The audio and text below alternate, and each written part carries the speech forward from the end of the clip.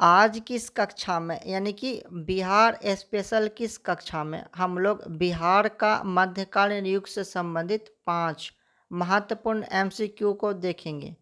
और ये पांचों एमसीक्यू बिहार के किसी न किसी परीक्षा में पूछा हुआ सवाल है, तो यहीं से क्वेश्चन रिपीटेड होता है।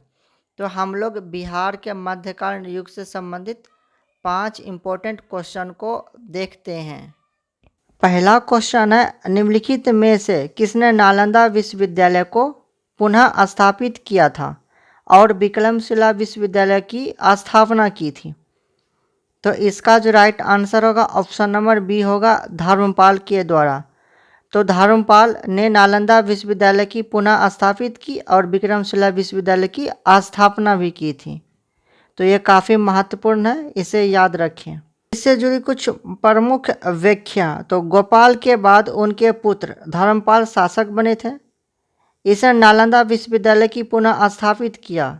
इसने बिहार में भागलपुर जिला के अंतिमचक गांव में विक्रमशिला विश्वविद्यालय की स्थापना भी की। नेक्स्ट क्वेश्चन है, कन्नौज का त्रिपक्षीय संघर्ष निम्नलिखित किन राज्यों के बीच हुआ था? तो इसका जो राइट आंसर होगा ऑप्शन नंबर बी होगा, राष्ट्रकूट, प्रतिहार और पाल वंश के बीच कन्नौज का त्रिपक्षीय संघर्ष हुआ था। इससे जुड़ी कुछ प्रमुख व्याख्या।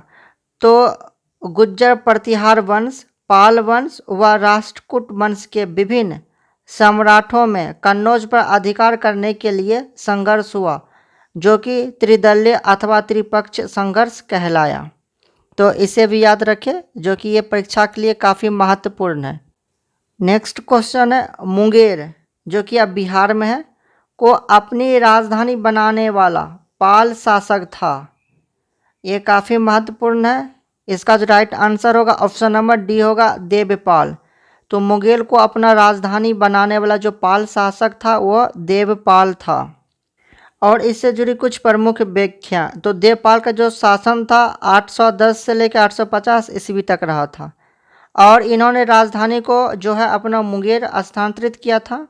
और इसने जावा या सुमात्रा को शैलेंद्र वंशी शासक बालपुत्र देव को नालंदा में बिहार बनाने हेतु 5 गांव दान में दिया था। ये भी काफ़ी महत्वपूर्ण है, इसे भी याद रखें। नेक्स्ट क्वेश्चन है, बख्तियार खिलजी के आक्रमण के समय कनाट राज्य पर किसका शासन था? तो इसका जो राइट आंसर होगा ऑप्शन नंबर ए होगा, नरसिंह देव का। तो बख्तियार खिलजी के आक्रमण के समय कनाट राज्य पर नरसिंह देव का शासन था। इससे जुड़ी कुछ प्रमुख व्याख्या। तो मिथिला या तिरहुत के कनाट राज्य का उदय 1097 से 98 ईस्वी में हुआ था और इसके जो प्रथम शासक व संस्थापक थे न्यायदेव थे। इन्होंने सिमरावगढ़ की राजधानी बनाया था। इनसे जुड़ी कुछ प्रमुख व्याख्या। तो मिथिला या तिरहुत के कनाट राज्य का उदय हुआ था 1097 से 98 ईस्वी में हुआ था और इसके प्रथम शासक व संस्थापक जो थे न्यायदेव थे और इन्होंने सिमरावगढ़ को राजधानी बनाया था। और इस वंश के शासक नरसिंह देव पर एक समय जब बख्तियार खिलजी का आक्रमण हुआ था तो इन्होंने तुर्कों को साथ दिया था। नेक्स्ट क्वेश्चन है, पंजी प्रबंध मिथिला क्षेत्र में किसके शासनकाल में मुख्य रूप से विकसित हुआ था? तो इसका जो राइट आंसर होगा ऑप्शन नंबर सी होगा, हरि सिंह देव के शासनकाल में। और हरि सिंह देव से जुड़ी कुछ प्रमुख व्याख्या।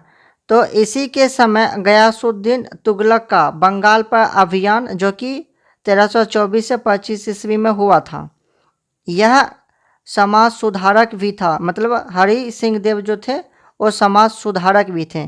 इसने तिरहुत क्षेत्र में पंजी प्रबंध की शुरुआत की थी। और सबसे जो इम्पोर्टेंट बात है कि हरि सिंह देव यह कनाट वंश का अंतिम शासक था, जो कि काफ़ी वीवीआई है। तो ये रहा मध्यकालीन भारत के 5 महत्वपूर्ण एमसीक्यू और ये बिहार के किसी न किसी परीक्षा में पूछा हुआ सवाल है। तो चैनल को लाइक, सब्सक्राइब और शेयर ज़रूर करें। पीडीएफ के लिए लिंक दिया हुआ है डिस्क्रिप्शन में, वहाँ से डाउनलोड करें। आप सभी का बहुत बहुत धन्यवाद।